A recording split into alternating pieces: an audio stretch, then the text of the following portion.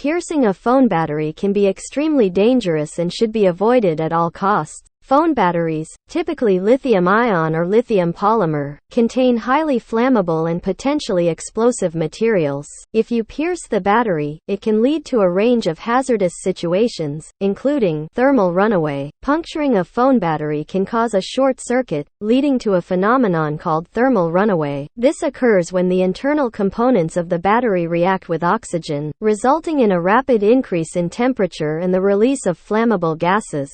Fire hazard. The flammable electrolyte inside the battery can ignite if exposed to air. Puncturing the battery could provide the necessary conditions for a fire to start, potentially leading to the phone, surrounding objects, or even your personal safety being at risk. Chemical leakage. Damaging the battery's protective casing can cause the electrolyte or other harmful chemicals to leak out. These substances are corrosive and can cause skin irritation or burns. Inhaling the fumes released by a damaged battery can also be harmful. Explosion. In extreme cases, if the internal pressure of the battery builds up rapidly due to a puncture, it can result in an explosion. This explosion can cause severe injuries and property damage. If you accidentally pierce a phone battery, it's important to take immediate action to minimize the risk. Do not touch or inhale any substances leaking from the battery. Move to a well-ventilated area to avoid exposure to harmful fumes. Remove the battery from the phone, if possible, using appropriate safety measures such as wearing gloves or using non-conductive tools.